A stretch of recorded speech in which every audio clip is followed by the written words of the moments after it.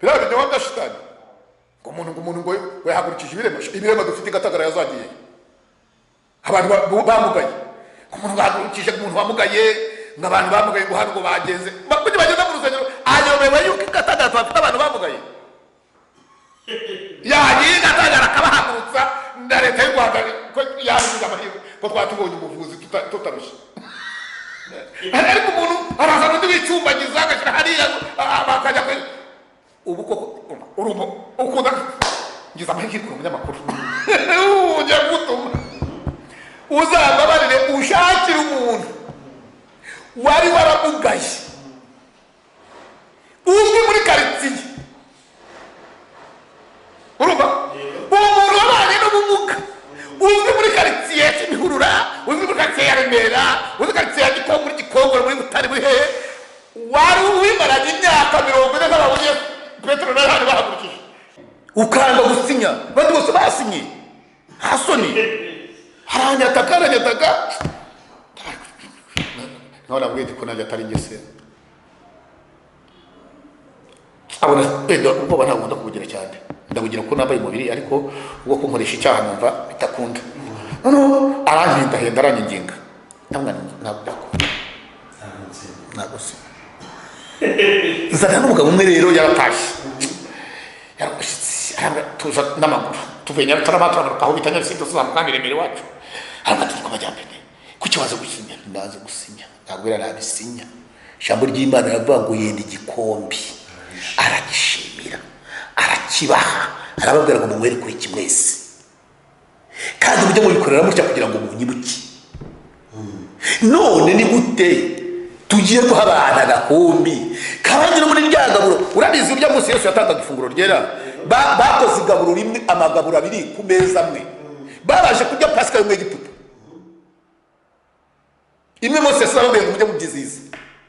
aho rero bararya gutsima hari na jage buri wese akisukira mu gakombi ukashatse kunywa ariko Yesu agiye gutanga igaburo ryera hari kuri ayo meza yahise ahaguruka ko kanya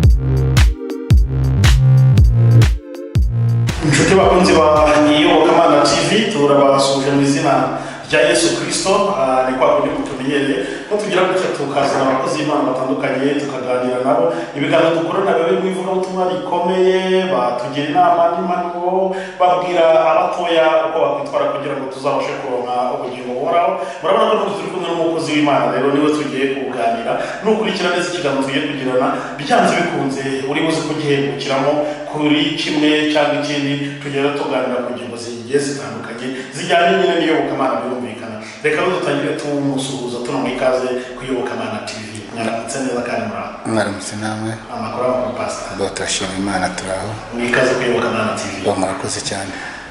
muratangira mwebwira abadukurikiye kugira ngo bamenye ngo ninde ugiye kuganira n'Iyobokamana nitwa Majyambere Joseph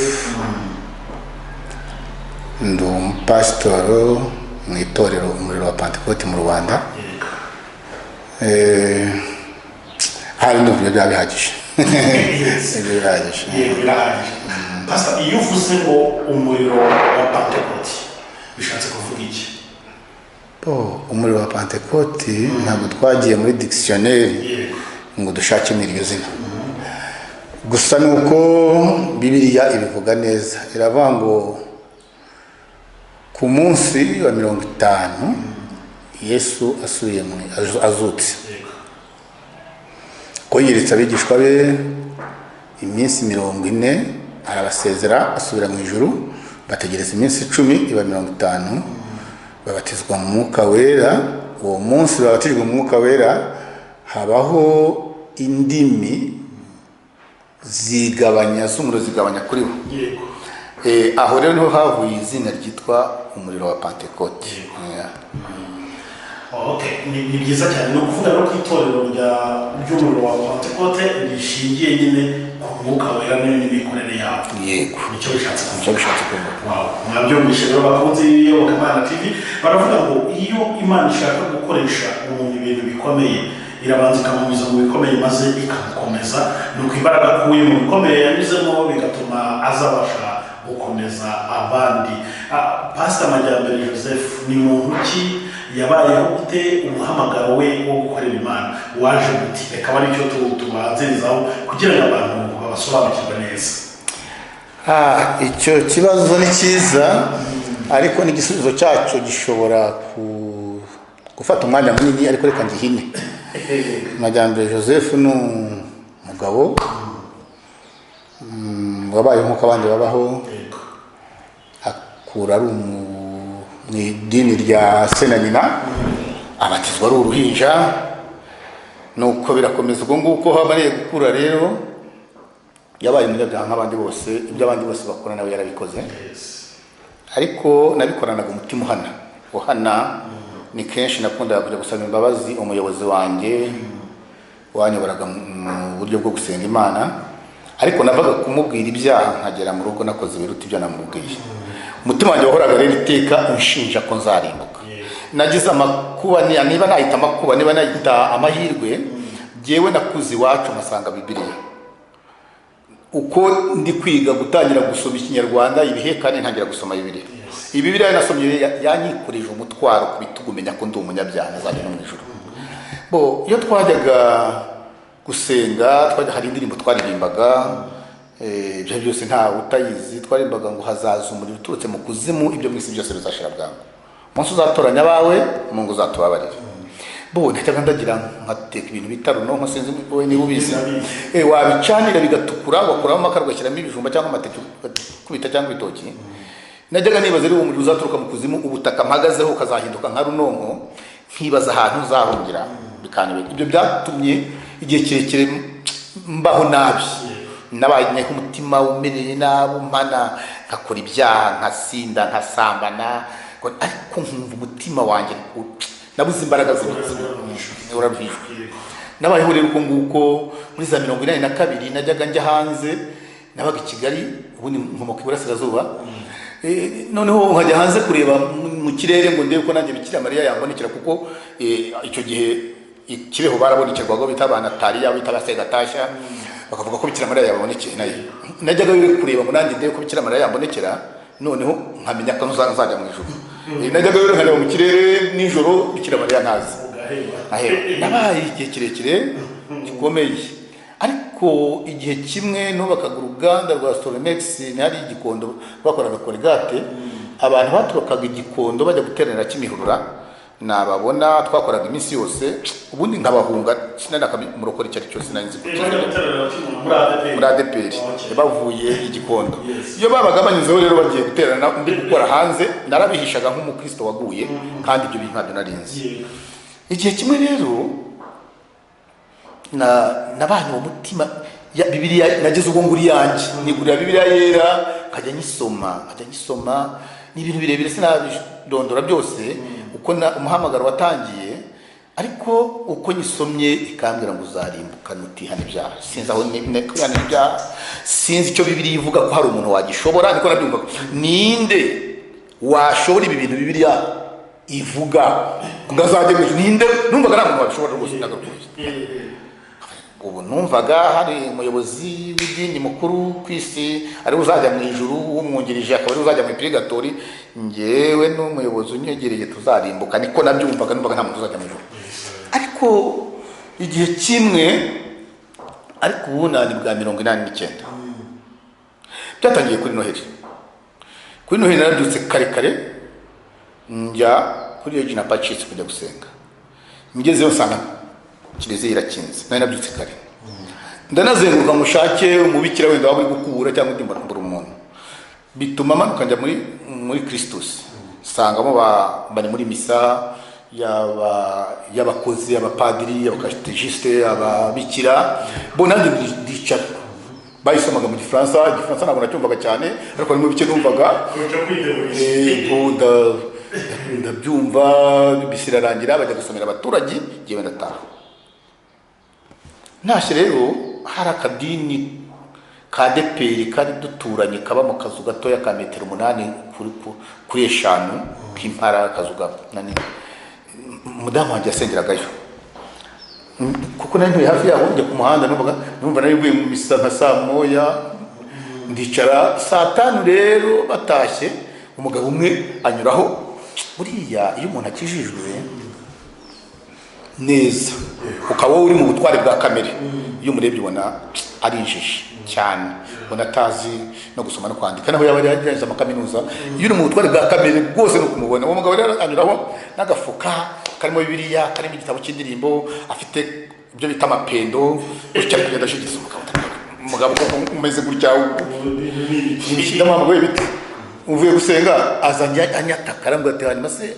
wowe bavuye gusenga mwibwira ko abantu bose basengera iwanyu. Narumubwira agasuzuguro, nagiraga ubwibone bwinshi bwandenze noneho,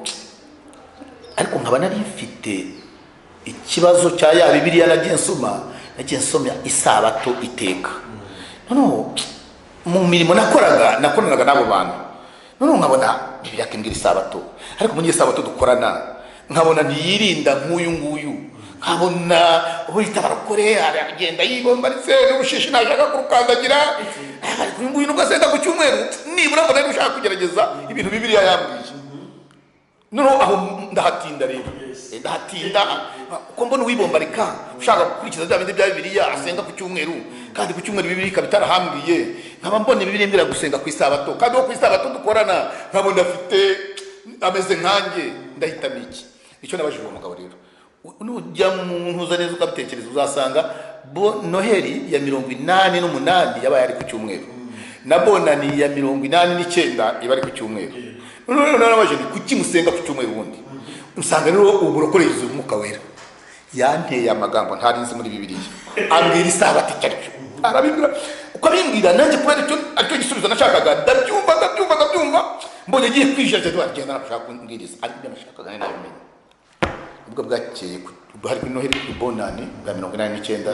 njya gusenga ntabwo nari nahembwe, ariko umuturanyi wanjye arambwira ati ndabibona ko mutabonye amafaranga ngo nijye kugura inzoga tujya mu migina. Mu migina rero turagenda turanywa saa 6 ziragera. Urabizi icyo gihe wari umukuru w'igihugu yitaga umwaka izina saa 6 yita umwaka izina, maze kwita umwaka izina wanguriraga inzoga arambwira ati tuve mu migina tujye ku Gihogero tujye kunywa tubari tujya kunywera. Ariko kubera ko umutima wanjye wari urimo gutekereza ko ejo muzajya gusenga, twagize aho bita kuri demarage n'imbere ya deperi hariya i Remera. Arambwira ati ndamubwira ntabizi saa 6 zirarenga hafi saa 7 kandi ejo mfite urugendo. Ntabwo nari nzi rero ko kujya kwihana ari urugendo rujya bije. Namubwiye nk'umubeshye ndamubwira ejo mfite urugendo ndengeje aya masaha nazakerera urwo rugendo, ariko atakwe nta kibazo n'ibyo kuryama ngiye kwinywera. Ndaza ndaryama mbwira umugore ndamubwira ni ejo musenga ryari? Ati saa 3 ejo ubyutse. Ndaryama kubera umutima hari ubinyotewe bigeze na saa 2 numva ari barakubura. Ndabyuka njya muri dushe ndakarabanda namwe biti ubu ntabwo twakera tena turagererwa bagore ndabaza mukunda kuzabira namusize ndagenda. Nasanze umudiyakoni antangira kwaho kuri ako kazu aranyitegereza arambase muje gusenga nyongora ntego atigenda uciye ku ntebe z'imbere, ku ntebe ya kabiri imbere. Kubera ya kabiri sinayumva, numva mbwiye ku ntebe ya kabiri gusa. Ngeze muri ako gasengero usanga korali rimwe repete, ndafise ubundi ndajya kwicara yambwiye buri ku ntebe ya kabiri aho bari abantu bicaye ko yambwiye kwicara njyenyine. Naratambutse niba ndazirenganya muri korali ngewe niho nico Koro uriye muri korali rero byaranangaje cyane. Abaririmbyi baraceceka bariyombarika, urumva umuntu waraje kumwizoga saa 6 arigeze bazikikuriho baratuze. Abajya kwati korali hagurukiririmba, abantu bagenda baza usengero ugira abantu benshi. Noneho baravuga korali hagurukiririmba, ndaje kubona nkabona ni ngiye gusigaye. Ndavuga kumbi aha hantu ni muri korali sinzi ni korali sinzi barahagurutse bagiye kuririmba ndanyumva bavamo njya mu bandi bantu batari guhaguruka. Buriya rero ikintu bita kwihana, buriya Bibiliya iratubwira ngo kwihana ibyaha no kubibabarirwa bigomba kwigishwa amahanga kugira ngo Yesu aze. Ariko uyu munsi kugira ngo ubone urusengero rubwira abantu ngo nimwihane ibyaha, ni ukuri si henshi, ntabwo ari henshi. Ni imigisha y'Imana. Ni ariko pastor ngiye kuvuga wenda uvuze uyu munsi ntabwo ari henshi bigisha abantu kwihana ibyaha,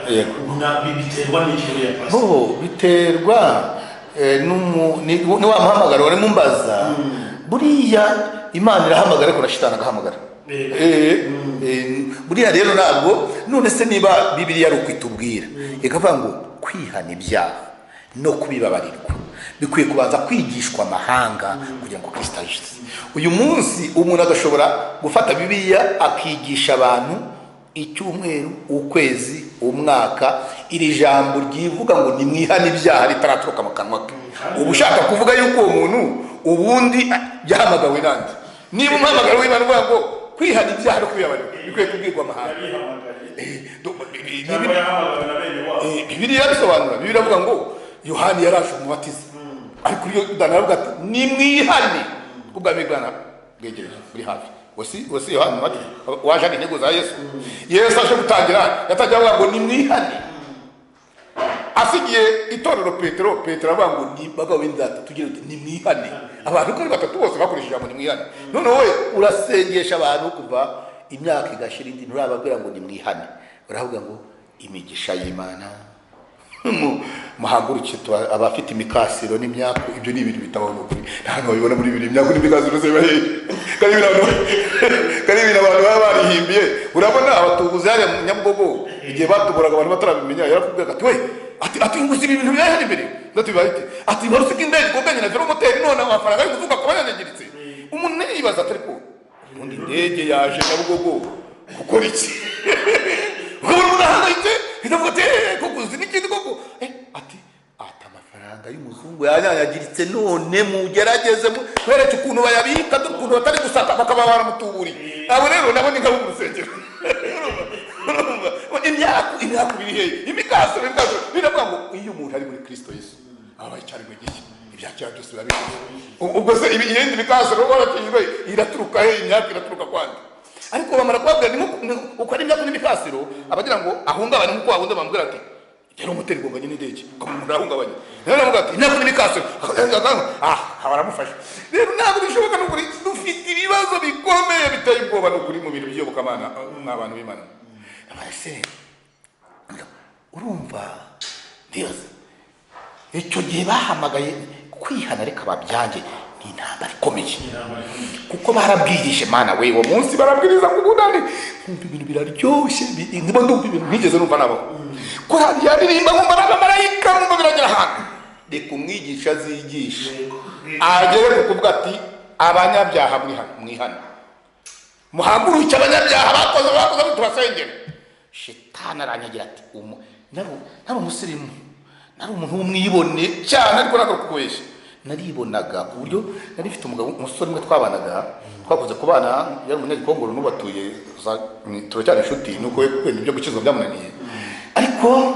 yajya nkambwira ati majyambere abasore nkatwe vrema kukunda kugenda isuhuza abantu, umuntu wese ubona ari uwo gusuhuzwa nuko abiformamo binzamo. Twarabasinzi ariko ntabwo twashobora kumurwaga. Twabaga hano i Remera tukajya twakumbura urwaga tukajya kunywa kanza y'iri gikondo ku mugabo twari tuzanye wari afite akabari akajyana akaduhisha watazagira umuntu ubona abasirimu nkatwe abajene babizo bari kumurwaga ngo twabyitaga ngo ni ukwisudira bagete ngiri mu kanwa.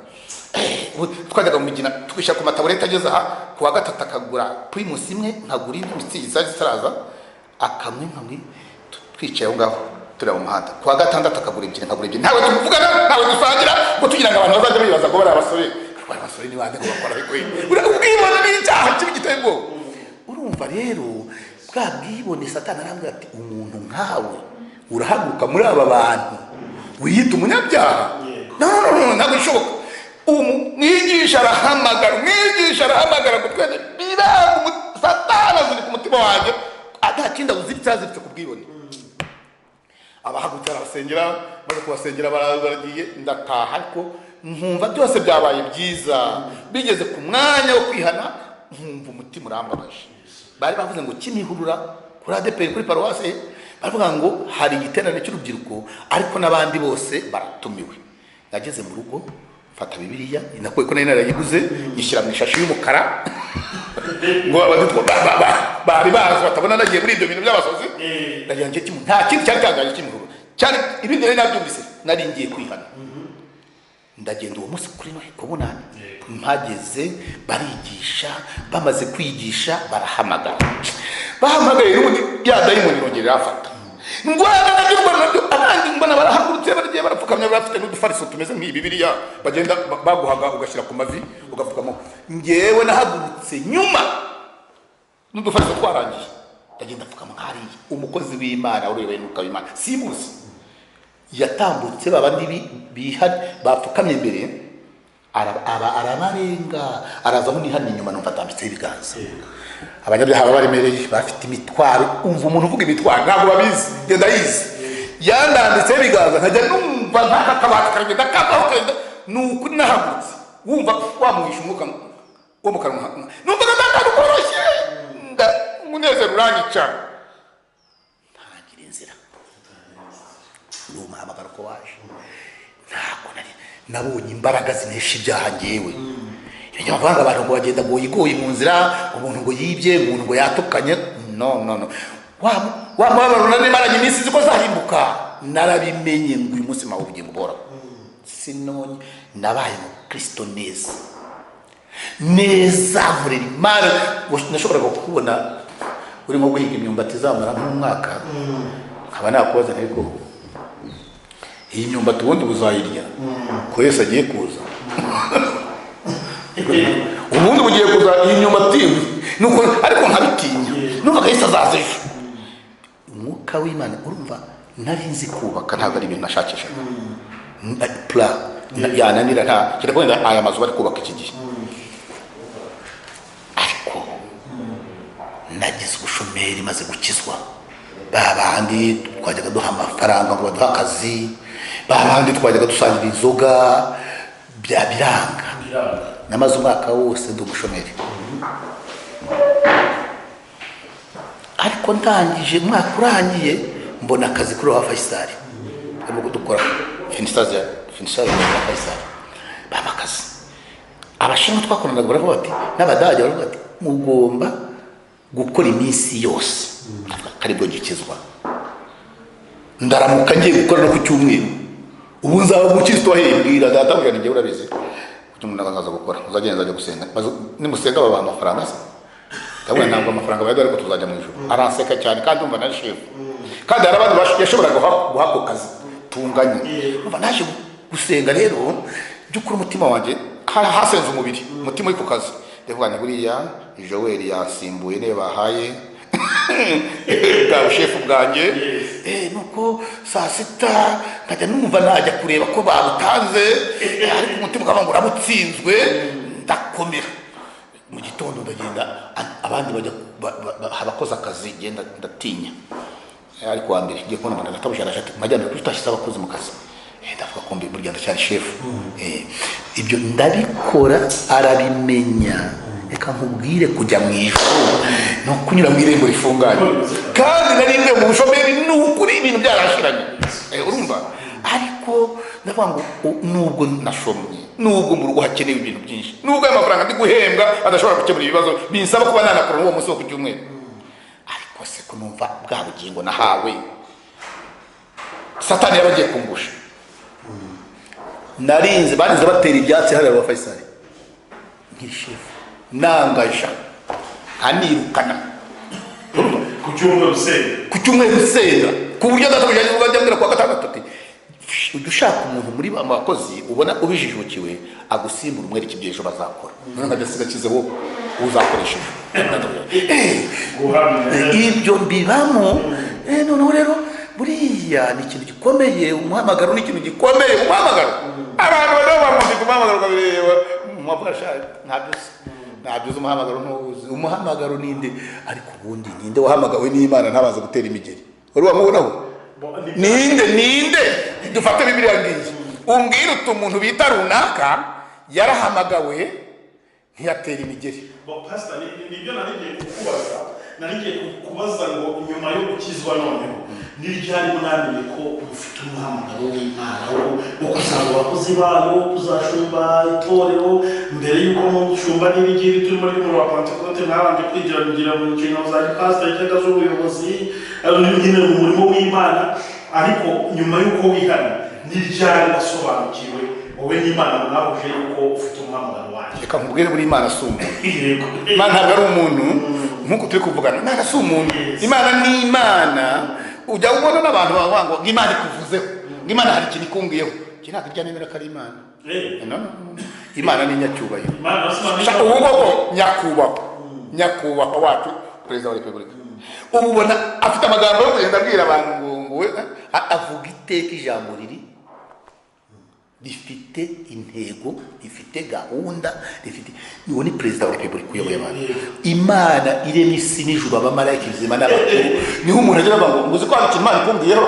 Iyo ni Imana. Mose babanaga igihe kingana iki? Mose babanaga igihe kingana iki? Mose babanye igihe kirekire, ariko nawe yamuhamagara igihe ibishagire zamuka hano tuvugane. Ntabwo ari ukuvuga ngo yahoraga n'ubwa kugeza urya kugeza none se kitambuye ngo kiraho abakozi. Sisebe ko yamugiriye inama. Wenda ntabwo nisho ikibazo cyawe neza, ariko uti n'iryari. Nanjye tukubwira ko Imana atari umuntu, niyikubwira iteka utega amatwi kubwira mu bumana bwayo, mu bumana bwayo,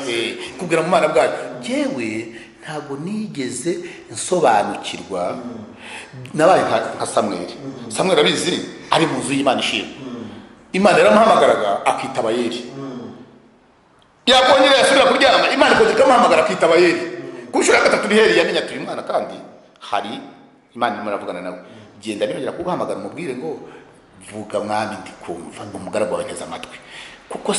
Eli yarabyanye. Nuko Imana kugira ngo bisobanukirwe biba bigoye. Ndeka ngo wenda uko giye kumva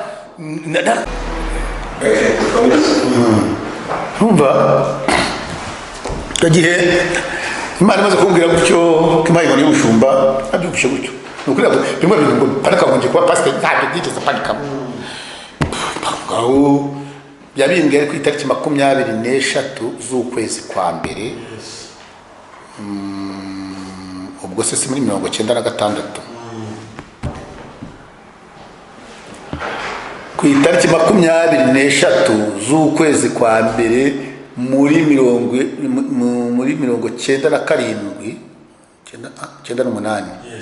yabimbwiye muri 97 98 kuri iyo tariki ndasengerwa kwa pasiteri ndi ngenyine. Ntabwo bimwe bivuga ngo bazanye abantu batanu ngo batoranyemo, oya bantoranije ndi ngenyine ndasengerwa. Ariko nari imaze iminsi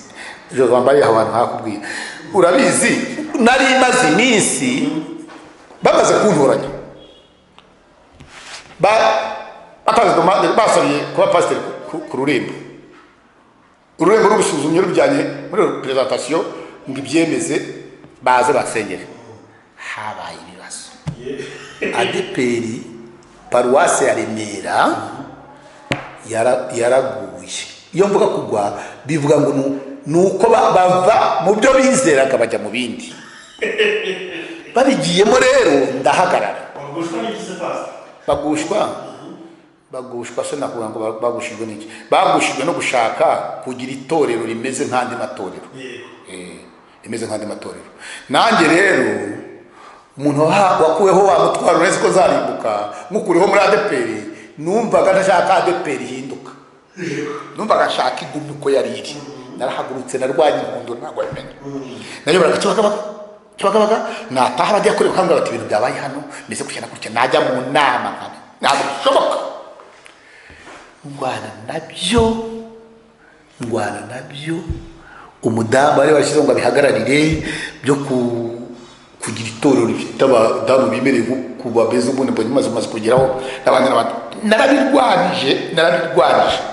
basengeye by pastor ntabwo nanejejwe nuko ngiye kuba pasiteri. Nanejejwe nuko ngiye kwicara mu nama yigirwamo ibyo bintu. Ndabona nzabisengera mu nama ntabwo nzongera kugaruka ngo rwane nabyo ndi mwarimu, oya nzarwana nabyo ndi pasiteri iri hejuru. Namaze iminsi ngayize namaze mu mwaka uri pasiteri. nyuma niho wahise uva muri ADEPR. nyuma yaho rero bazana ibintu by'igaburo turashwana iby'agakondo. yego ubundi ibyo bakuvuza bavuga ngo pasiteri Majyambere ngo wapfuye na ADEPR agakombe n'ibyo twapfuye kuko abantu baba bivuga ko agakombe buriya abantu babivuga ubundi umushumba wanjye yarabitangiye Majyambere arabirwanya tuba muri paruwasi imwe naho byatangire muri paruwasi yacu ya Remera nta hantu byakwiriye igihugu ariho bivuye niho isoko iri urumva amaze kuba pasiteri byabaye twakoze inama umushumba twari twanashonje ntibari banadutekeye rero turi guhaguruka turangije ibyo twigaga umushumba aravuga ati ariko muhagarare mbabwire turahagarara aravuga ati ndabona hano bitameze neza dukwiriye gushaka abantu hano ntabwo tumaze kugira itorero rifite abasirimu abantu bize ntabwo byoroshye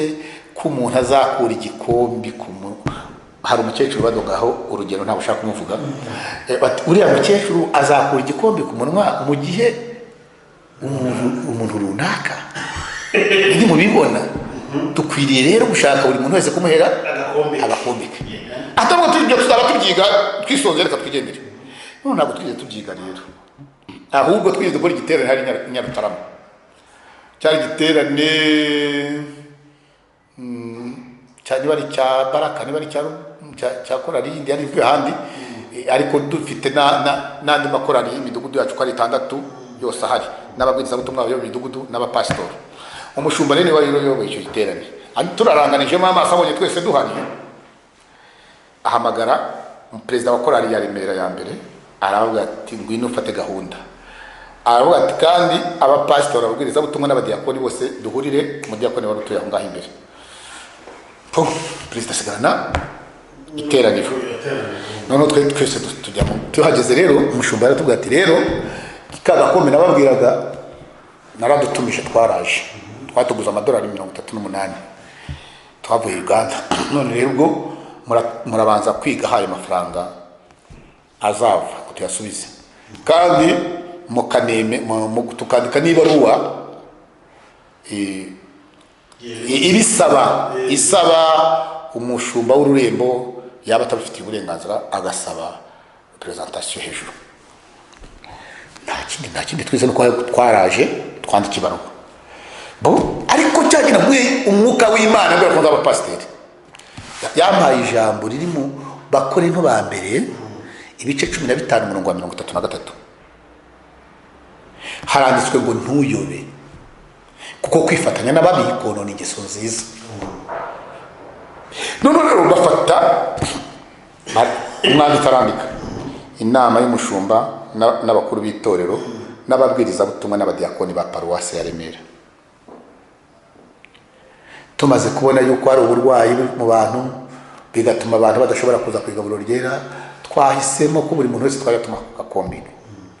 none nyakubahwa mu bitwemerere ni bamufitiye uburenganzira mutabifitiye uburenganzira mu bidusabire muri representation hejuru amazina barayatondeka buri muntu wese agenda asinya imbere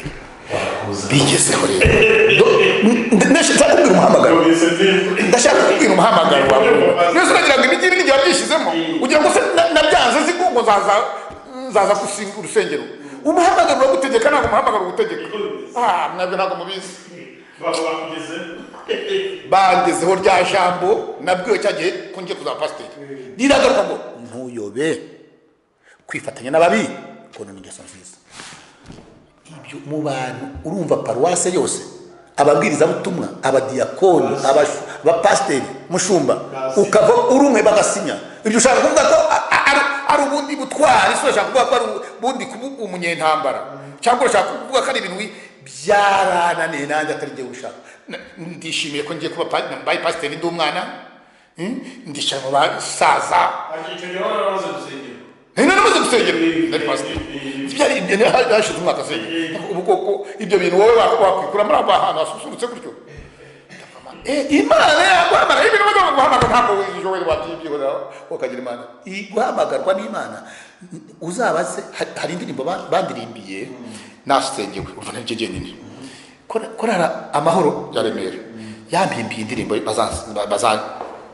bazaririmba nasengewe iravuga ngo guhamagarwa n'imana ni ibintu bitoroshye guhamagarwa n'imana ni ibintu bitoroshye bigusaba kwibagirwa mu gihe kinini ariko ukiringira ko yaguhamagaye idahinduka barayiririmbye ndarira nashyiragamo na CD yayo ndi mu rugo ndi muri izo ntambara amarira agashobora guhamagarwa n'imana Yesu Kristo ndangije rero sinasinya umushumba arahagarara ko wa mwana we kwanyitaga nyina w'umwana kandi koko niko wa mwana we uratangiye kuzana ibintu byo kwifata no guteza abantu umwuka mubi ukanga gusinya bandi bose basinye hasoni haranyataka nkabona bwite ko najya atari ngese abona ubwoba ntabwo nkunda kubugira cyane ndabugira ko nambaye umubiri ariko ubwo kunkoresha icyaha numva bitakunda noneho arampindahenda aranyinginga ntabwo se nzana n'umugabo umwe rero yaratashye yaragushyitsi tuza n'amaguru tuvuye Nyarutarama turamanuka aho bita Nyarusindo tuzamuka Remera iwacu aramatiri ku majyambere kuki waza gusinya ndaza gusinya ntabwo yarabisinya ijambo ry'Imana riravuga ngo yenda igikombe aragishimira arakibaha arababwira ngo munywere kuri kimwese kandi mujye mubikorera mutya kugira ngo munyibuke none ni gute tugiye guha abana agakombi kabandi no muri ryagaburo urabizi urya munsi Yesu yatangaga ifunguro ryera bakoze igaburo rimwe amagaburo abiri ku meza amwe babaje kurya Pasika yo mu Egiputa imwe Mose yasababwiye ngo mujye mubyizihiza aho rero bararya gutsima hari na jage buri wese akisukira mu gakombi uko ashatse kunywa ariko Yesu agiye gutanga igaburo ryera hari kuri ayo meza yahise ahaguruka ako kanya ahagurutse afata twa dukombe baserivagamo twose adushyira ku ruhande ari amaraso yanjye mbere banywaga divayi ariko n'ubu bavuga ngo ubu mwanywaga divayi rero ntabwo mubizi none ubu ngubu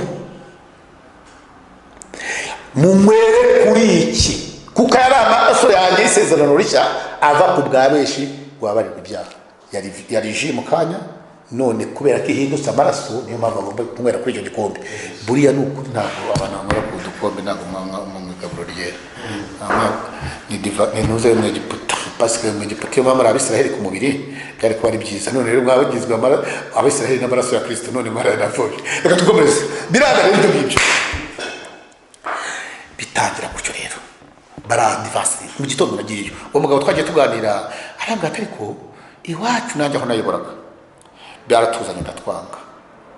navuye aho nabaga n'ubu ngubu nkoresha igikombe nose kugeza hano kagasinyira ati nuko nari umushyitsi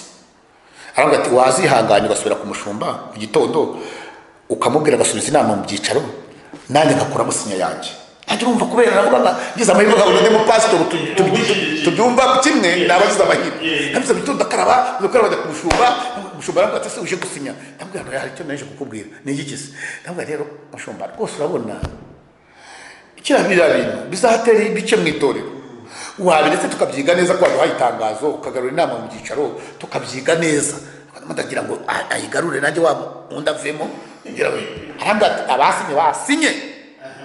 urupapuro ruri hano niba ushaka gusinyuze gusinyire ariko niba atari byo bikuzanye majorite yasinye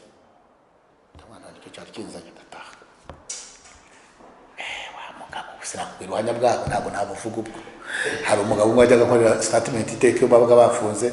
uherutse guhora bwatari ku majyambere n'ubu nturatangira gutanga ubuhamya ndabwira Fande ntabwo ndatangira kubutanga umwami nta nkondera zabutanga intambara itangira ityo ndakwira umuhamagaro kugera ahangaha none Pastor umaze kwanga gusinya ubwo raporo birumvikana yaragiye baje wowe kugira usohoke nyine official muri ADP nibo bagushyize hanze y'itorero noneho wakomeje gutsimbara kwanga gusinya noneho baragusohoka urumva byarakomeje ndetse paruwasi itangira kugakoresha yego noneho abantu bacika ibice bati ariko hari umupasitori wabyanze amajyambere yabyanze noneho abona abantu bagiye kwisepara hari abari kwemera amajyambere wabyanze hari n'abari gukoresha ibyo ngibyo abona ababyanga bagiye kugira imbaraga nyinshi kurusha ababyemera ajya kubitanga kuri regiyo abitanze kuri regiyo ihamagaza abapasitori hari mu kwa kabiri tujyayo twari nk'abapasitori hageze nko muri 68 gutyo bakigariye umujyi wose tujya Kimihurura bafata ikibaho bandikaho ibiri ku murongo w'ibyigwa bacegeka hariya twicara mu nama n'agakombi kaza aho hasi niko kabiherukaga ADPR kunywesha agakombi biza hasi ariko abanyabwo bana batizera umugabane wabo ni munyashakuna n'amazuku noneho turiga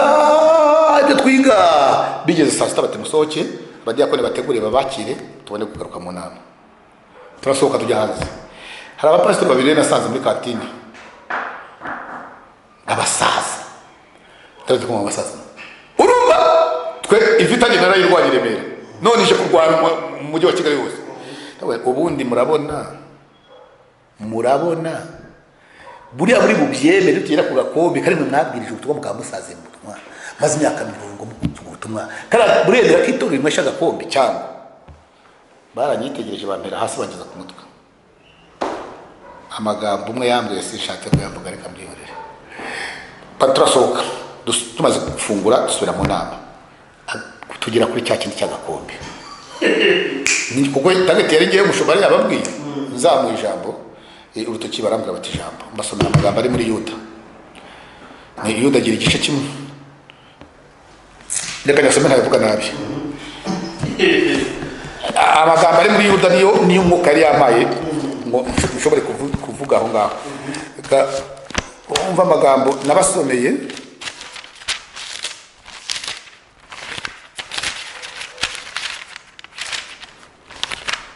Yuda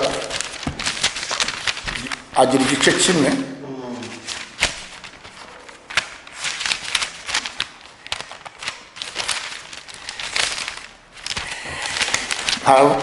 uhereye ku murongo wa 3 muri icyo gice ngo imbuzi zo kwirinda abatubaha Imana n'abigisha b'ibinyoma none umurongo wa 3 uravuga ngo bakundwa ubwo nagiraga umwete wo kubandikira iby'agakiza dusangiye niyumvisemo ko mpaswe no kubahugura kugira ngo mushishikarire kurwanira ibyo kwizera abera bahawe rimwe bakazageza iteka ryose noneho wari uyoboye aravuga ati cara urakemera urabyemera ntubyemera ntabwo mbyemera hari ikibazo gikomeye cyane gikomeye amagambo atakwiriye abantu nkatwe ariko umugabo umwe arahagura paseri umwe arahaguruka numva ashaka kumuvuga ahagurutse ashibitokeje aravuga ati ariko ko numva amajyambere muri kumubwira nabi amajyambere muri kumubwira amagambo akakaye amajyambere batabyumva mwazamwigisha akabyumva ese kuko niba umuntu wazanye agakombi yaravuze ko ari ukwirinda indwara twarabwirije imyaka 60 utabarura ngo uvuge abantu bapfuye kuba gakombe ubutumwa twavuze ntitutesheje agaciro aravuga ati uwo muntu nanjye ntabwo ndi kumwe nawe ngo numva ko wangiye ku ruhande rwanjye ku magambo undi arahaguruka aravuga ati mwanya kubaha ko mwaturebeye mu by'agakombi ibyo mubatiza byo ko tubatereza muri Yorodani amazi adatemba byo murabivugaho iki murakoze inama irafungana rero bati majyambere rero bati aziga muri ETD muzamwigisha muri ETD azabimenya buriya n'ubuswa ndahaguruka ndavuga ntimumbarira aho ngaho representa wungirije ndavuga nti njyewe ndangiza theology ADPR niyo yakohereje kuza guhagarara ADPR mu muhango kurangiza theology mwanya bari banyeshuri urabizi neza ko nazanye amanota ya mbere no diplome nazanye amanota ya mbere bambyemera imbere yawe uramwoza ajya kwiga muri ETD gute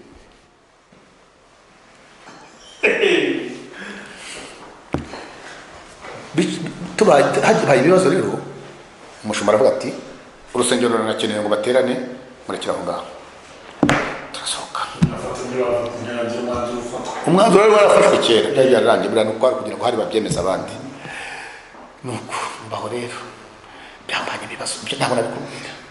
byambanye ibibazo bikomeye urupfu rwarantamiye ruranduka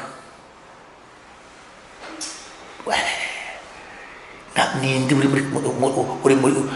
mu kasho ni majyambere ninde wabonetse santrale ni majyambere ninde wagize ni majyambere barambaza nidura aho byanditse imwe umwopesha afatana majyambere azabatsinda mu pastor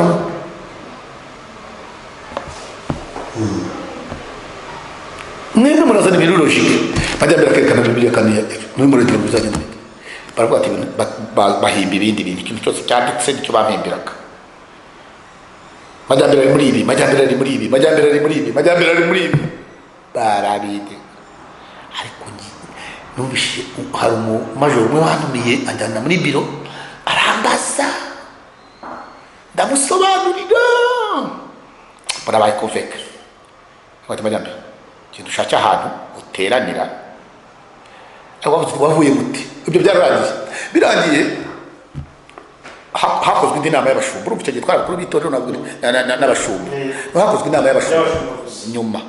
barabyemeza babyemeje umushumba umwe arasanga kuri paruwase aramubwira ati majyambere ati iby'agakombe se bitekerezaho iki mbona arimo aranibwira ndamwenda bitekereza ngo nk'uko mbitekereza muri ya nama y'ubushize hashize iminsi banyandikira inzandiko zo kumpagarika by'agateganyo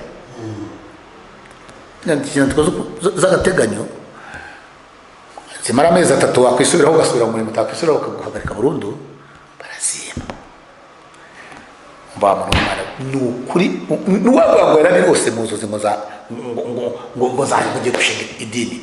ndabona gusa gusobanura umuhozi uri kuri iki kiganiro afite amatsiko yaje kugenda sinigeze n'umunsi n'umwe ntekereza ibyo bintu ahubwo kubera ko kibagabaga abakristo bari bahari nka 200 cyangwa 140 nka 200 bose kunywesha kaga kombi barabyanze hamwe nayoboraga bibyanze rero bagira intambara nyinshi z'abayobozi kubereza gakombe abandi nabo bakanze ku itariki 12 z'ukwezi kwa 12 muri 2 oya maze kubona izo zandiko maze kubona izo zandiko ntibyasabye gusubira ku midugudu ngo nayoboraga rero ntabwo nayoboraga Kibagabaga gusa nayoboraga Kibagabaga na Nyarutarama njye wari pasiteri w'iyo midugudu taje rero bahamagaritse ikajya kwiteranira kuri paruwasi aho ntuye ndimo cyo kuri paruwasi nicara mu Kristo nta nama ihari yigeze itega amajyambere nagiye ariko gukorera Imana babibwaye ariko ibintu uzi igisuzuko ntabwo ngewe bapaza amasengesho y'igaburo ya buri nimugoroba kwa gatandatu baza kuri gaburo ijwi ry'Imana rirambwira ngo ninjye kwigisha mfite inzandiko z'amagaritse nabibwiye mudamu wanjye ntabwo umutima ariko ngo njye kwigisha ndigisha yati ntibaguhagaritse se hari cyangwa ugiye kuzasara hari ubu ngubu ntibaguhagaritse ntabwo rero kandi rero buriya agiye aho kugira ngo umutima wanjye ugire ibibazo umubiri wabigira niko aho kugira ngo ugire umutima ufite ibibazo nakwemera umubiri ukagira ibibazo umutima wanjye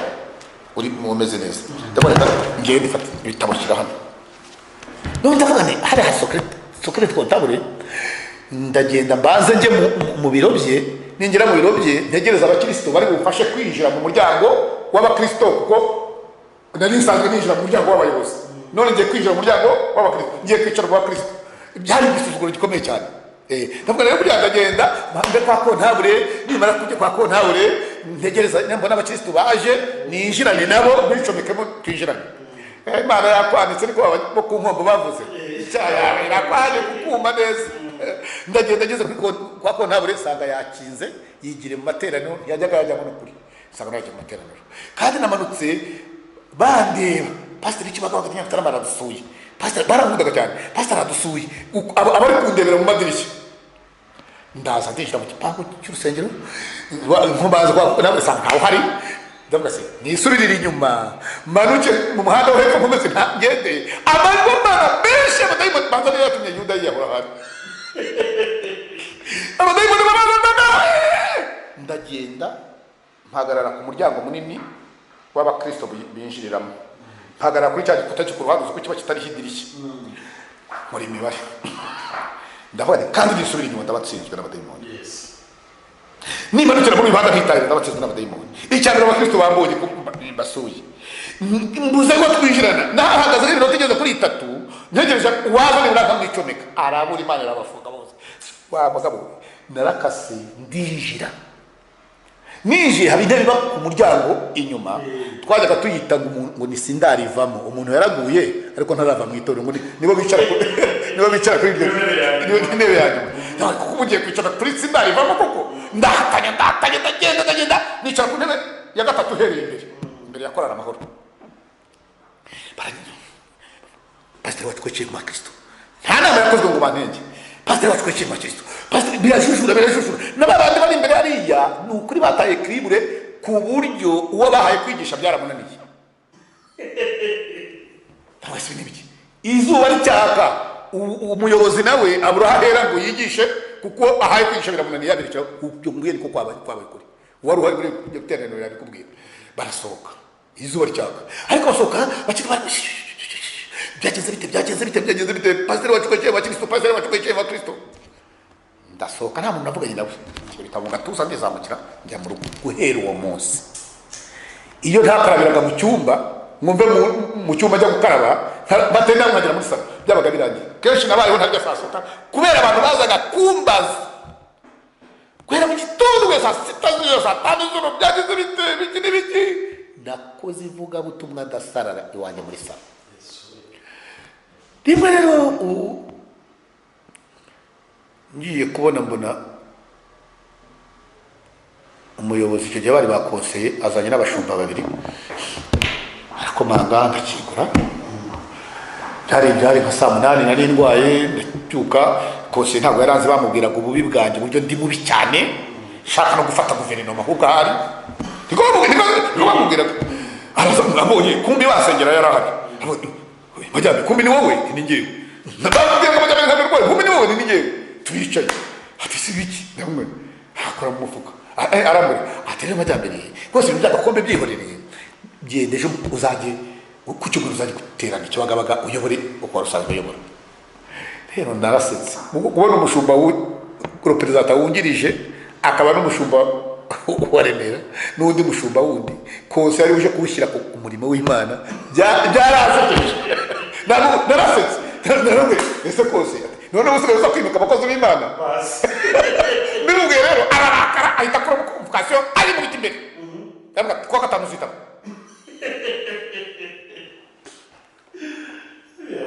nagombaga hari ku itariki 10 nagombaga kwita ku itariki 12 z'ukwezi kwa 12 muri bibiri nibyo ufasitani cyataba ko ibintu byo kubora ntabyo narize nyuma ya saa sita niyo bari babaye ndagenda mbaza umuhungu uri ku izamu ndayimwereka mbese iyi convocation nk'izi convocation bazitaba hehe arayisoma aranyitegereza arambwira ati ninde wayikuzaniye ndamubwira wowe se ukora iki ndi pasiteri batugo ni abapasiteri baba bari gufite ibibanza bya kadasiteri ati genda uyitange hariya ariko nabonaga ashaka kusurizayo iyo atajya kubona ko ari pasiteri wayimaye yari kumubwira ati usubirayo uzahita wikuhanira ubwo munsi ari kuwa gatanu na saa sita ndagenda nkihagera opeji uyihawe ahamagara komanda iriya komanda bwite aba bantu bahaye convocation uri kure mbari icyo bazaze kuwa mbere cyangwa uri hafi aravuga ati ndi hafi nibaguma aho ngaho igiye kubona mbona umudiyakoni w'ikibagabaga nawe arahasanze ati nanjye mfite convocation perezida wa korali ati nanjye mfite convocation turicaye igiye kubona mbona umushumba araje araparitse undi mushumba araje araparitse undi mushumba araje araparitse paritse abashumba batatu ndavuga ntirwahiye komanda umupolisi ati genda utunganye mu cyumba cyanjye ushyiremo intebe zikwiriye aba bantu ndaje turinjira kwa komanda turicaye maze kwicara turaganira barandega komanda arabaza mbaza ibibazo byinshi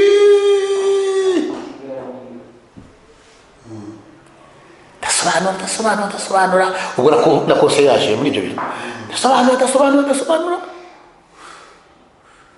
baraje kugera baratangira bandega bushya noneho niyumva komanda yambazaga ibyo bamubwiye ajya gukata convocation noneho barongera baratangira barandika nanjye bibereye. Ariko komanda arabitegereza ababonamo ibintu bitari ukuri. Musabye ngo nisobanurire avuga ati majyambere fata biriya yawe witahire. Bibiliya bajya hanze rero ndashobora ko wamwe ngo ryatangira rite. Bajya hanze sima bati ko twashaka afungwa ibyo haba ati none ko tuvuze ibintu byose komanda akaba atamufunze agira ngo tugeze dute. Hari zabari modece bitahire. Basaba komanda rero abapolisi bajya kwirukana abakristo b'ikibagabaga majyambere yayobeje banze kumera ku gakombe. Komanda arabigisha akabyibuka avuga ati ko mwaba pastor niwe majyambere yarabayobeje ko mubasigaranye mu rusengero mwagiye mukabigisha mukabakuramo ibyo majyambere yabashyizemo aho kwirukana abakristo. Baravuga ati ntabwo tubishaka ntabwo tubashaka no kubutaka bwacu. Aravuga ati mwebwe mugira ubutaka ari abatoya nko muri korotere y'urusengero afata opeje amahana n'umwana umwe bamuha imbunda ati ngo mujyane n'abapasitoro bajya kwirukana abakristo bumva babananiye mu rusengero. Byari bimaze kuba saa moya z'umugoroba baraza ngaha babwira abakristo nabo hari kuwa gatanu bari bateranye ku mugoroba ariko ntibashoboraga gutaha. Umudiyakoni bitabye kuri sitasiyo ya polisi ataraza na perezida wa korali ataraza muhamenya amakuru yabo. Bajya kubona baje bazanye n'abapolisi rero baje gutanga gushyira icyifuzo cy'abashumba mu bikorwa. Baravuga ati muduhe ibintu by'urusengero pastor abadiyakoni barabizana cyane twongo batwaruvuye kuri brigade we ari nayo wari ubibitse cyane barabizana byose. Baravuga ati tuzongera kubabona hano n'umunsi n'umwe kuzo tariki 12 z'ukwezi kwa 12 saa moya abakristo nka 200 babirukana mu rusengero bati mugende batangazo za Kinyinya za Remera za ko ntaho uwo mukristo wa Kibagabaga akwiriye kwinjira mu rusengero urwego rwose rwa DP.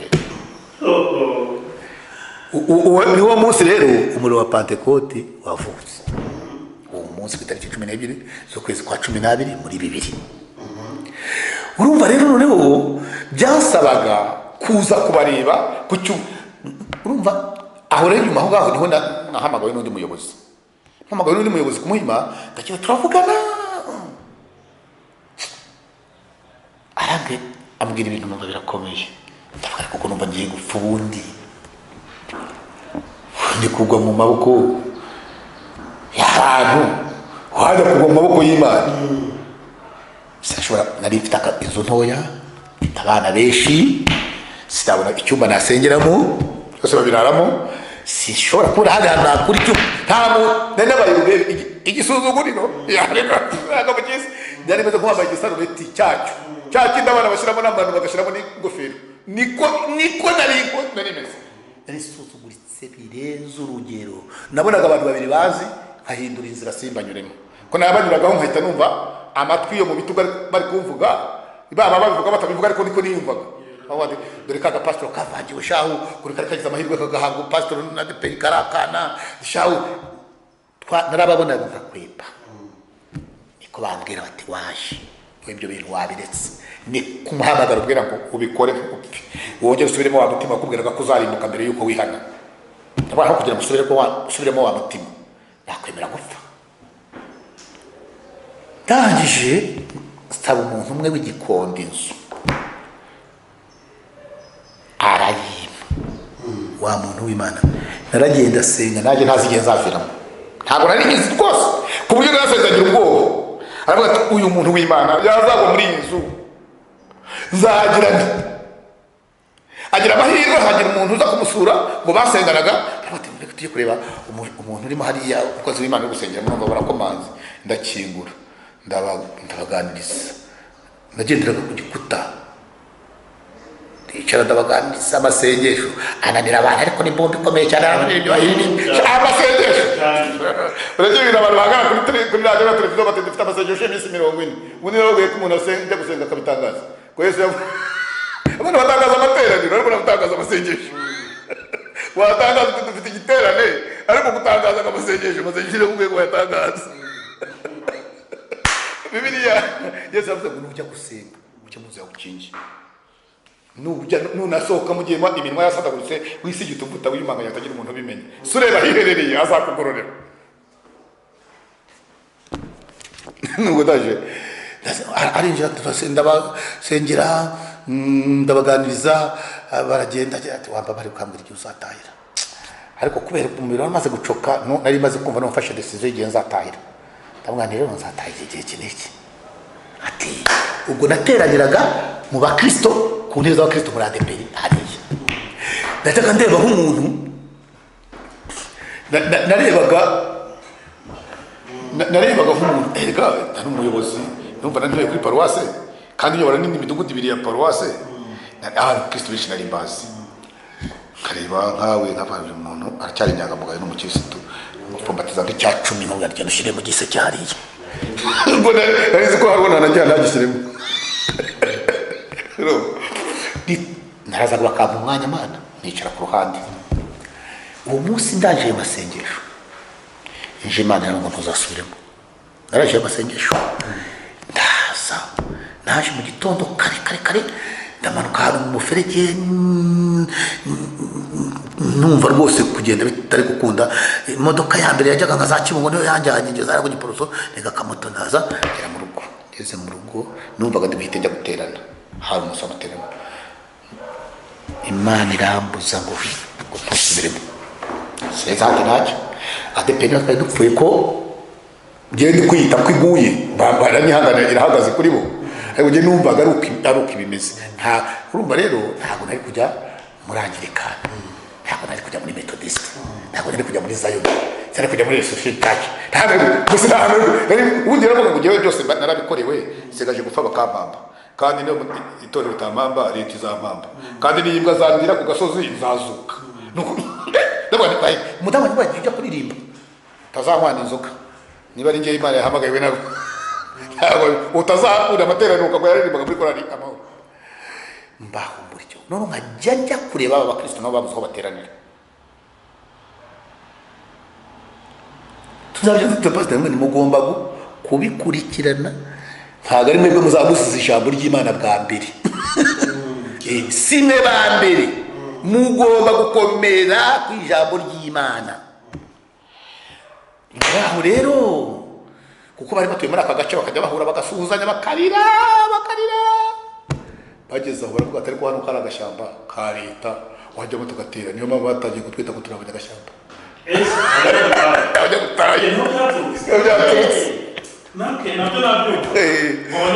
abanyabutayu bandi ngo ni abanyagashyamba abanyagatambara abashatse yose nta kibazo ariko kiba gihari urumva rero naho iri torero bambaje kurya ntabwo nigeze ibintu na kimwe mbikora none uko akagakombe kagiye muri paruwase runaka bakaba batari kwara umupasitori Remera wakanze muze tugiye kumushaka nka rubonobono havuyemo abantu 600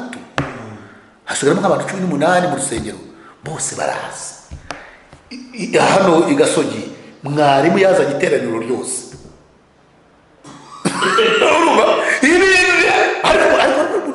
bara mukuru nk'uko twari bonye buriya umuntu mukuru ujya umushumba wanjye yaraje ni inshuti yanjye cyane n'ubu ni inshuti yanjye ni ukuri sinjya nishushanya mu mutima sinjya nishushanya ndamukunda arabizi nawe yazaga amateko umwana wanjye majyambere ubanjye katanini yikiza yo kwikorera bagiye kugukurikira bande se bajya hehe ni ukuri suku numvaga nzicara mu rugo iwanjye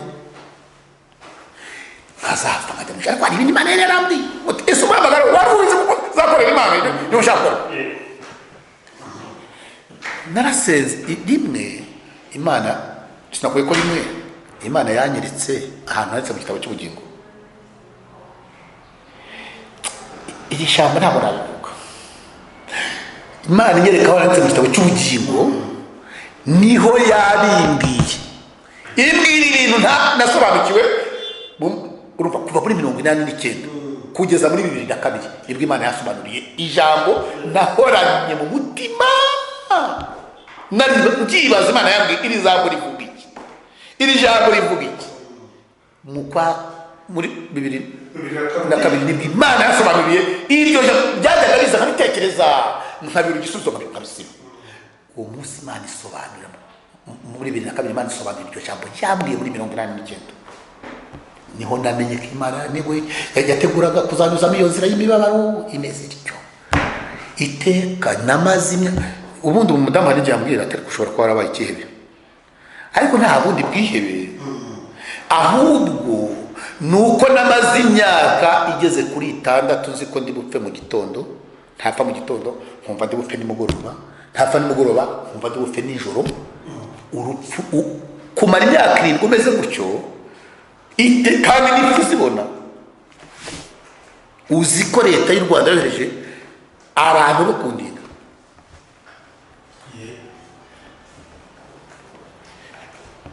Jewe nagiye Centrale, ngezeyo uwo munsi hagombaga kuzana umuntu amafaranga akayihera abahungu bafungiye hariya bazi kwica bakajukira muri gereza. Imana irabibona ko ibyo bintu biri bushoboke. Mu gitondo ku cyumweru mvuye gukaraba saa 3, yego mva numva barakomanza Kadende ku masite yose ni ibyomba bakubita kugira ngo abanyururu baceceke. Numva bose ce Pasteur Majyambere Joseph, Pasteur Majyambere Joseph, ufunga ibintu byawe usohoke utahe, nutinda urararamo. Ndabyihorera. Haje iminota 5 banero Pasteur Majyambere Joseph, ufunga ibintu byawe usohoke utahe, nutinda urararamo. Njya kubaza umupasiteri wari umushumba wanjye mbere ya 1994 wari ufungiye ibintu bya jenoside. Kumubaza ese hano umuhamaze igihe ku cyumweru barafungura ngatera oya mbese nabwo kubaba mu gati kunda byo guhagarara nanjye ariko genda urebe ntawamenya. Mbona abanyururu baje kunsaba utuntu ndabaha utwo ngomba gutahana ndafunga. Mbona ngeze aho dusohokera, mbona abanyururu bakoze imirongo baje kureba umuntu utashe ku cyumweru kuva muri 1930 igereza ibaho. Baravuga pasiteri uzagarutse kudusura, uzabwire runaka azaza kundeba, uzagire bantu.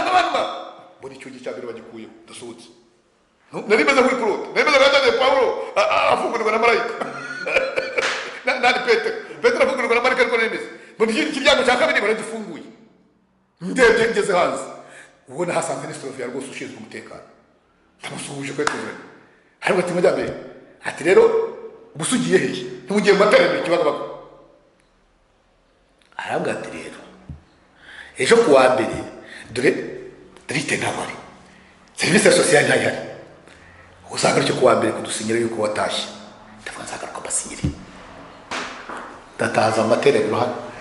saa 8 ngomba kwiza amafaranga aragejeje abariye Majyambere bati sasa Majyambere yatashye. Suye bwa kabiri gwabibwe muri ibitangaza birakoreka, ahubwo abantu ntibashobora kugenda ngo binjire bageraho igitangaza kigomba gukorekera. Bagera hino bati tutitira, bakajya hino bati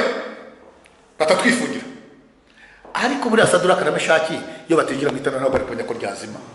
Daniel yatinjira mu rwego rw'intare ntabwo intare zidashobora kumurya. Ibitangaza n'ubu birakoreka. Abantu bari bagiye kugira ngo ibitangaza birabiri no kumera ibitangaza birabiri byo wabya shitani. Umuntu ngo yahagurukije ibirema dufite Gatagara yazagiye abantu bamugaye. Umuntu bahagurukije umuntu wamugaye n'abantu bamugaye ngo hano ngo bageze bakujye bageze mu rusengero ayobewe yuko Gatagara bafite abantu bamugaye. Yagiye Gatagara kabahagurutsa na leta y'u Rwanda ko yahize amahirwe ko twatubonye umuvuzi tutarushye. Ariko umuntu araza n'undi w'icyumbagiza agashyira hariya bakajya ubu koko urumo ukunda ngize amahirwe mu munyamakuru ujya gutuma uzababarire ushakira umuntu wari waramugaye uzwi muri karitsiye. Urumva umuntu wabanye n'ubumuga uzwi muri karitsiye Kimihurura, uzwi muri karitsiye ya Remera, uzwi karitsiye ya Gikongoro, muri Gikongoro, muri Butare, muri hehe, wari uwimaranye imyaka 40 n'ababonye Petero nawe hano bahagurukije. Noneho bakubwira bati rwose uyu muntu ni umwana wacu, yabanaga n'ubumuga bw'akaguru ntiyagendaga, yagenderaga imumbago n'akagari ngaka, none yagiye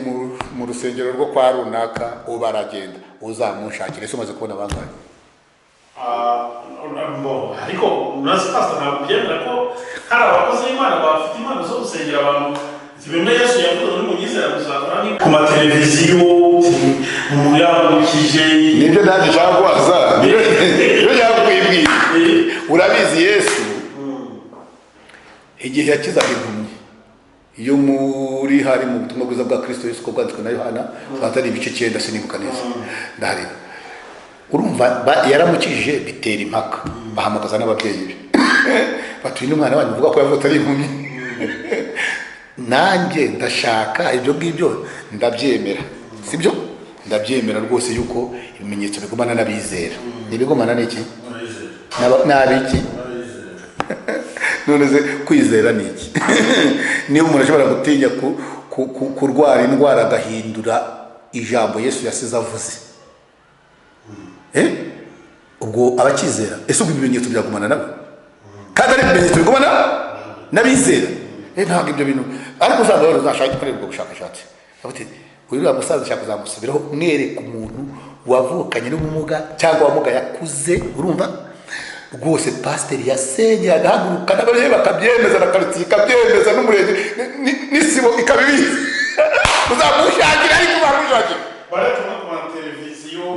baba baturutse baba none se ntibagera aho bataha nyine none kuki bahabaga badasanzwe bamugaye se niba bafite aho bataha bahabaga abaturage babizi ko bamugaye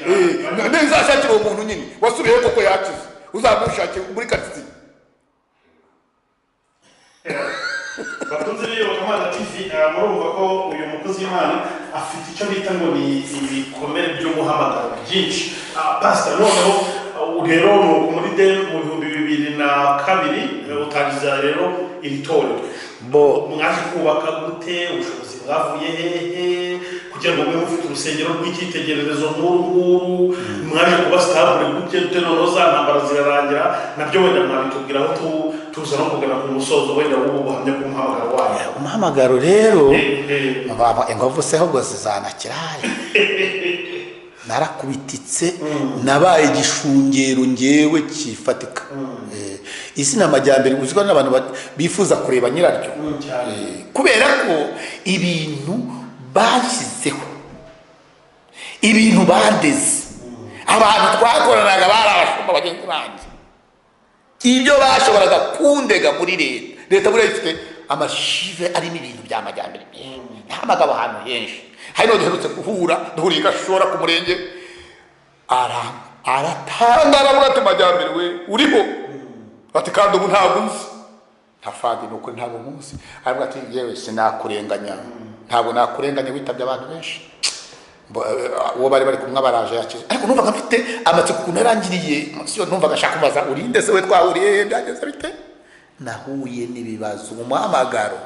umuhamagaro watumye Eliya ajya kunywa ku mazi ukageza akaharyama umuhamagaro Petero wataye indowana wataye imitego agatamato umuhamagaro Matayo wasize amafaranga y'abantu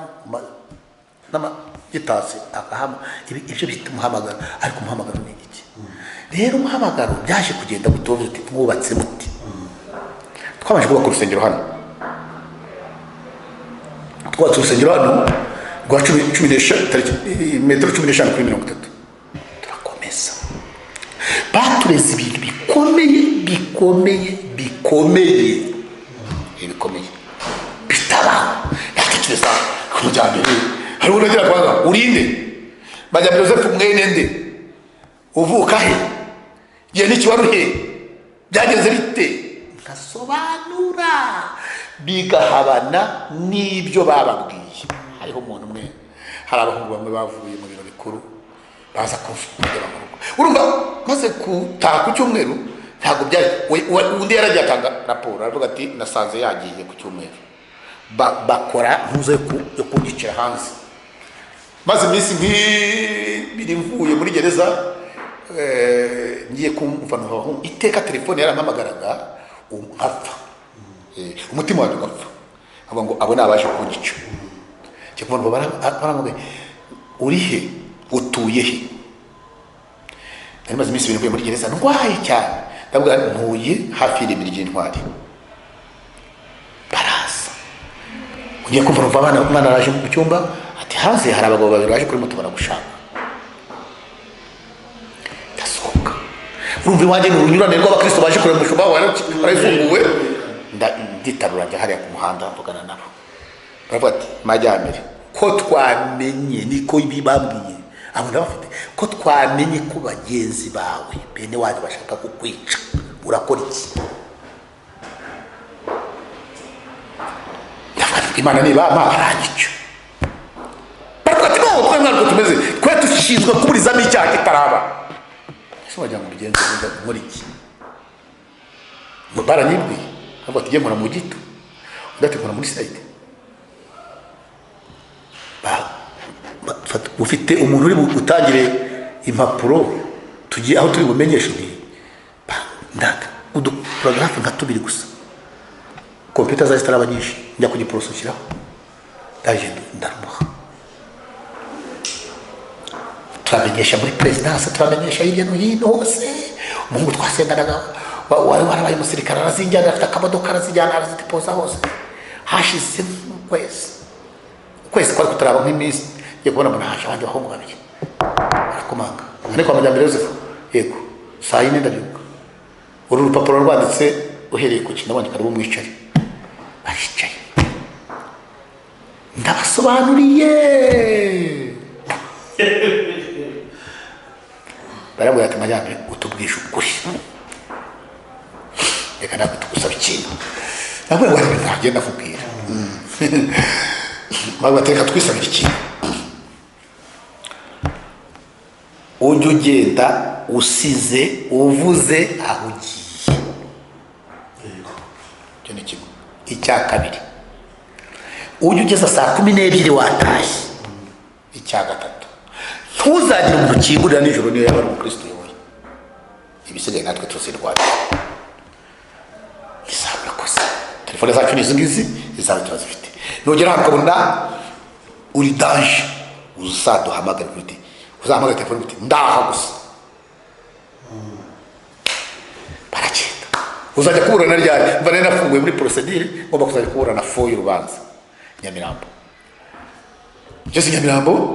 baravuga tubanza kwa Amajyambere rasubitswe, nizamukira kurya nyuma kujya gusura umukristo wari uhari. Namaze gusenga mbona babagabo abahungu barampamagaye, uri hehe? Ndabona kurya nyuma, uri muzima nta kibazo ufite? Kandi bafite impumu cyane ubona birutse. Dusanze abantu ku kibuga cy'urukiko turakubura, tuzengurutse imihanda yose turakubura, uri muzima? Ndabona ndi muzima rwose, nagiye gusura umukristo dusengana hano kurya nyuma. Numva ndavuze ko bya bintu bikomeye, niho nakubwego leta yigeze gushyira abantu bandi nayo muri yo gushimira niyo gushimirwa cyane iyo utari ni nko kuvuga iyo ntagira leta nziza barapfuye. Nukuri banapfuye nyine. Imana yarayikoresheje rwose bikomeye, yarayikoresheje. Urumva umuntu Amajyambere nawe temeze nk'intumbi y'imbwa, imbaraga zirushije hariya ku buryo itanga abantu bita ku buzima bwanjye bitewe n'ibyo abandi abo bene data bari kundega yo kuncisha umutwe. Nk'abantu reka tubanze turebe ibi bintu koko byo ndi kuvuga niba ari ukuri. Iyo tutagira iyaba n'iki gihugu kitagira ni ubuyobozi bwiza, ariko departoma yitwa iperereza ntabwo bakibarizwa kuri iyi si. Banaragiye iwacu mu ijuru. Ni byiza cyane no muri ijambo ry'Imana biravuga yuko ubundi Imana ikora no mu buyobozi bw'isi. Nibyo Imana yabishyizeho yibushyiraho igihe. Kandi nk'uko n'ubundi abantu basanzwe bashima, ni ngombwa yuko dushima n'abantu babyumva. Cyane ariko iyo mukabanza ati baravuze ati ubuyobozi bw'u Rwanda buyobowe na Perezida Paul Kagame arabushimira cyane kubwo baje baburizamo urupfu rw'inshuro nyinshi ku bitero Satani yagendaga mugaba. Wivugiye neza ni umwuga wanyu mwebwe rwose uzajya no kubivuga gutya. Urumva rero, urumva nyuma yaho ibyo byose bimaze gukorwa ayo maperereza yose niho bavuze ariko abantu dukwiriye kubaha ibyangombwa bakubaka ikibazo cyabo. Icyo kibazo twari tugifite kuko bya bindi narigwaga babitohoje ukuri bampa ibyangombwa nabihawe n'umujyi wa Kigali hano kubera ko hari hepfo buri irageretse hano ni inzu isanzwe ariko hepfo hari kave n'indi nigetse hejuru bampa ibyangombwa byo kubaka uru rusengero wabaje amafaranga yavuye umva kubwiza ukuri ntabwo nakubwira ngo amafaranga nanjye ntabwo nakubwira ngo hari aho yavuye ngo hari umuntu wateruye amafaranga gutya araduhereza ahubwo kubera iyo myaka 7 twari tumaze muri ibyo bibazo ari gukorera ibifite niko n'abakristo babaga babifite kandi abakiri dufite bakize nabo icyo gihe uwo ukize yabaga afite igare nano wari ufite moto wari twakoreye inama ya mbere yo kubaka amaze kuzana ibyangombwa nzana projecteur muri hariya muri hego ni Yerika mu gishanga niyo sale twakodesheje nzana projecteur twafisha amashusho y'urusengero tuzubaka ku kibambasi ababyeyi baba bati mana nushaka udutwara urusengero turarubonye rugo naho tutarubaka ariko none urusengero ruzoka turarubonye mana nushaka uducyure abakecuru bivugira uko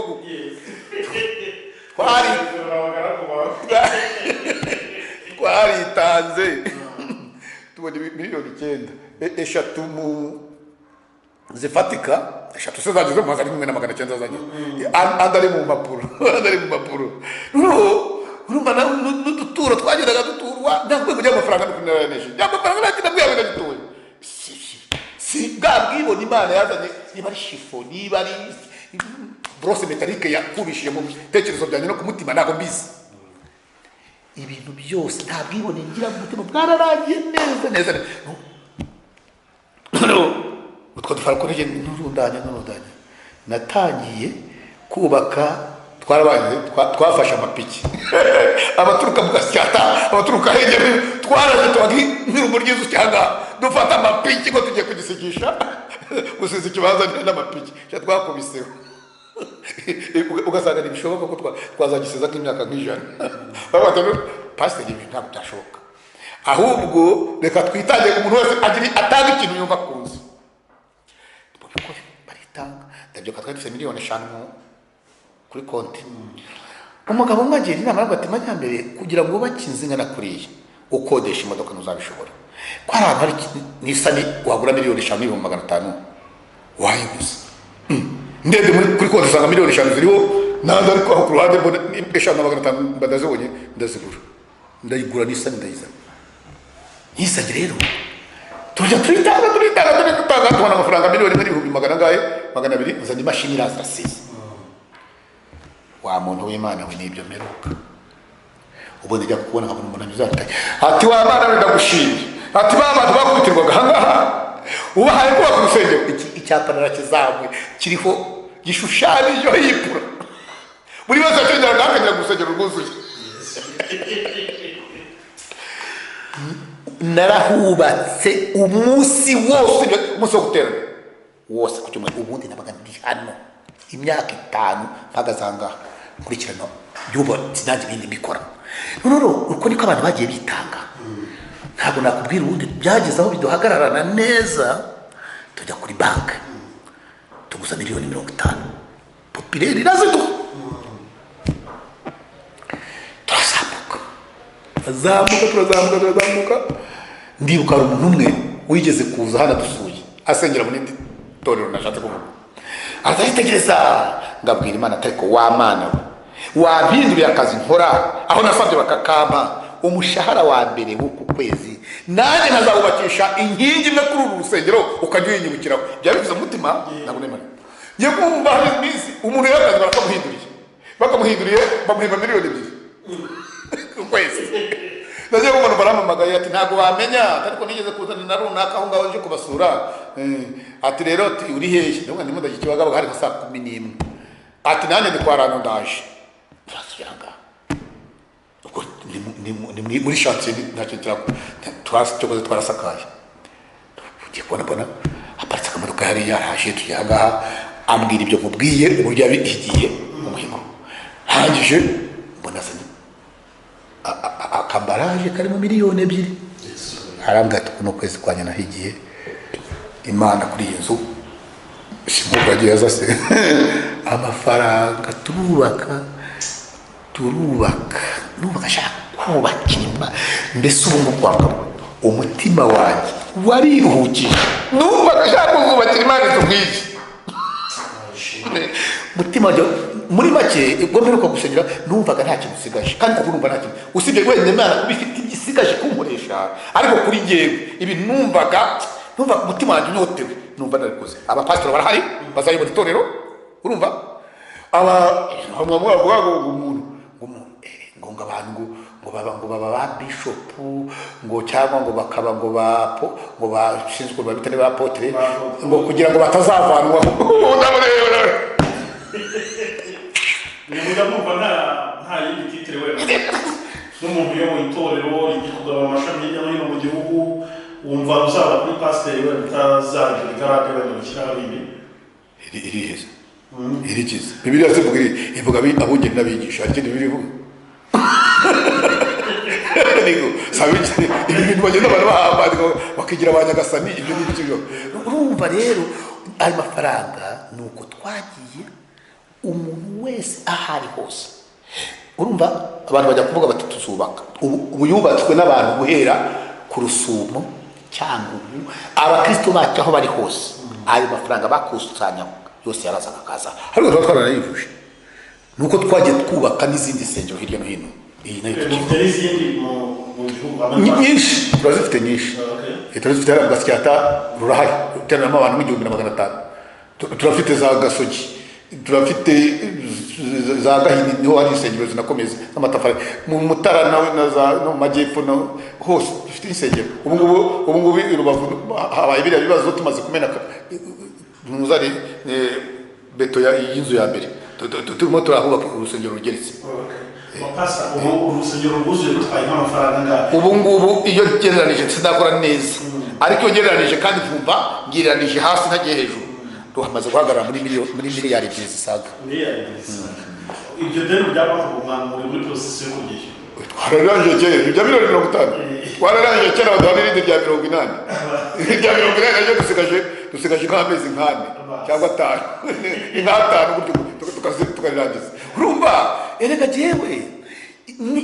umuhamagaro nahamagawe nuko ntabwo ari w'amafaranga nuko Imana yarashoye muri ibyo bintu bibabaza umutima bibabaza umubiri ariko umutima wanjye ukanezezwa nuko nzajya mu ijuru nukuri ndabizi nzajya mu ijuru n'ibyo bintu mbarwana nabyo nukugira ngo byaje bitatakaza nta kindi barwanira sindwanira kuba wapoteza kwanira ibyubahiro sindwanira ibiki ntabwo kuba ku rusengero rufite miliyari 2 zirenga ngo wubake Gasogi rufite miliyoni runaka wubake mu Mutara mu Majyepfo iyo ngiyo ntuzaho tumaze kumena rimwe Nyamagabe tumaze kumena ntuzimwe utaragura nibura nka miliyoni nk'akazi oya niyo wagura na Vigo da miliyoni 50 ibyo ntabwo ibyo ntibimbamo numva nayanjye nayashyiraho akorera Imana ndabizi nzajya mu ijuru mugabo ndabizi ubigira byose mbarwana nabyo byo kwa ibindi ndarwana ngo cya kintu nahawe hatagira icyo kinyambura ntabwo bishoboka kandi ntabwo bishoboka na shitani arabizi neza ko aho kugira ngo ntware ubugingo azantwara umubiri azagutwara gupfa aho uzapfa mu buzarya fe imodoka izakwita ku giti fe iki cy'abantu cyinshi ariko ntiwatwara ubugingo ntibishoboka gupfa narapfuye ndasuka nukuri icyo gihe nabaye mu myaka 7 nabaye mu bintu bikomeye ntashobora kukubwira ariko ntashobora kuvuga byabayeho ntashobora kuvuga ntabivuga rwose cyo ushobora guhura udafite itangazamakuru nkaba nabigukomeresha aho rero ubu mbabizi ko n'imbere hari mu Kristo mu cyahitabo yarwanye na Polowoni ava muri Apolo yinjira mu ahita yinjira mu gikombe cy'urupfu ntabwo Yesu Kristo uri wo mpamagaro wanjye nahamagawe nakubwira n'icamake Yes, bakunze Iyobokamana TV murumva ko ubuhamya burakomeye cyane nta n'umuntu utakomeza pastor reka dusoze iki gice musinzi ubwo urumva naje hano kumwe dutegura inkuru nateguye ibibazo byinshi nzanye icyo umuhamagaro wonyine ni inkuru kwawe yewe n'ubu kuvuga ko mutaburangiza ikindi katari ngombwa kuvuga ibintu byose kandi koko nibyo umuntu abavuze ko bikeya buri ngombwa kuvugwa umuntu uvuga ko Yesu agira neza ko uwo yahamagaye amunyuza mu bikomeye akamukomeza kugira ngo azabone uburyo akomeza abandi, nyine ari nabyo uyu mushumba yari arimo akora. Reka rero dusoreje aha wenda tuvuga ngo Imana idakiranirwa ngo yibagirwe imirimo abera bayikorera, yibuke neza cyane iyo mirimo yose mwagiye mukora n'indi yose muzakora, ni ukuri izabagorora byanze bikunze, nimutabisabiye muzasarura. Ariko iki kiganiro ntabwo twagisoza mutadusengeye kugira ngo abantu bazagikurikira bazumve ubu buhamya, ariko kandi bakureho n'isomo n'inyigisho mu byo mwagiye muvuga bitandukanye, ibisengero y'ubu byose bigiye birimo ubutumwa burya bw'abantu, kandi hari impamvu twabasuye. Imana yaretse ko uyu munsi ariho tuzagirana kino kiganiro, murabyerekeresha isengesho kugira ngo bikomeze bigende neza. Imana ibahe umugisha, nibyo ntabwo twareza tudasenze Imana, ariko ndagira ngo nibura usome ijambo ritoya gusa, ntabwo turisobanura no kubisomeramo. Ni ubutumwa bwiza bwa Kristo Yesu ko bwanditswe na Yohana, ni ibice byaho 8 n'umurongo waho 31. Ni Yesu abwira abana b'Aburahamu nyakuri. Yaravuze ngo ibice 8 ku murongo wa 31 aravuga ngo abana b'Aburahamu nyakuri. Umurongo wa 31 ukavuga ngo nuko Yesu abwira abayuda bamwemeye ati nimuguma mu ijambo ryanjye muri abigishwa banjye nyakuri, namwe muzamenya ukuri, ukuri kuzababatura. Baramubaza bati ko turi urubyaro rwa Aburahamu, akaba ari ntabwo twigeze tubimbata y'umuntu wese, none uvuga iki ngo tuzabaturwa? Yesu arabasubiza ngo umuntu wese ukora icyaha, aravuga ngo ni ukuri ndababwira yuko umuntu wese ukora ibyaha ari imbata y'ibyaha, kandi imbata ntiba mu rugo iteka, ahubwo mwene nyirarwo niwe urugumamo iteka. Nuko umwana n'ababatura muzaba batuye by'ukuri. Iri jambo numva ngashaka kuvuga byo kuguma mu ijambo. Yesu ngo bari baramwemeye, ariko yarasigaje kubabwira avuga ngo mufite umukoro wo kunyizera, nimuguma mu ijambo muzaba ariko mubaye abigishwa banjye nyakuri. Iri jambo rirakomeye kuko Yesu ngo azabwira ngo ni ukuri sinigeze kubamenya, kandi barahanuraga kandi barirukanaga abadayimoni, ariko ngo aberurire uwo munsi. Niki bidusaba kuguma mu ijambo, nubwo biba ari ibibazo bisaba kuguma mu ijambo. Umwami Imana abaho umugisha. Rero Iyobokamana TV, reka dusenge Imana, tubasengera Imana, mwakoze kudusura. Imana abaho umugisha. Imana Data wa twese uri mu ijuru, mu izina rya Yesu Kristo umwami n'umukiza wacu, ndagushimye ugize neza kuri uyu munsi. Wagize neza kuko watwoherereje iyi TV Iyobokamana kugira ngo iganire natwe ku by'ubutumwa bwiza, ku by'umuhamagaro, ku byo kujya mu ijuru. Ndabigushimiye, ibintu twigeze tubiteganya, ariko kuri uyu munsi wari uzi ko bizaba. Tugiriye neza rero tuganira umwanya utari muto, kandi dusengeye abazumva ubu buhamya. Uwiteka Imana Nyiringabo, icyampa imihamagaro yabo ikaba barahamagawe n'umwami wacu Yesu Kristo, kugira ngo bazagire iherezo ryiza ry'abakiranutsi, ubugingo bwabo Uwiteka Imana azaburinde urupfu rwa kabiri, bazahagarare muri cya giterane abakiranutsi bazahagararamo bazutse. Ndagushimye, ndaguhimbaje, ukomeze gufasha abakozi bawe nabo bakora uyu murimo kumenyekanisha ivugabutumwa mu gihugu ku isi. Uwiteka Imana nabo bakomeze, kandi bibajya bagenda bumva nabo bizabagirira umumaro mu mitima yabo, kugira ngo nabo iherezo ryabo rizabe ry'abakiranutsi. Urakoze Uwiteka Imana Nyiringabo, urakoze byiringiro bizima, urakoze mutanga bugingo. Imana iriho yahoze izahoraho, se umwami wacu Yesu Kristo, ndagushimye ugize neza. Turashoje rero, gahunda zose bafite ukomeze kuzibayoboramo, ukomeze kubabera Imana, bakubera ubwoko, natwe ukomeze kutugira neza, uturindiye mu isi tukazongera kubona tuzashima izina ryawe. Impanda ivuze cyangwa ufukagira utungura, urinde ubugingo bwacu, tuzabonanire muri cya giterane abakiranutsi bazabonekamo bazutse. Sabye bike umwuka Imana akomeze kutwinjira no sarabera nkuko ushaka, mu izina rya Kristo Yesu bisabye Imana Data wa twese uri mu ijuru. Amen.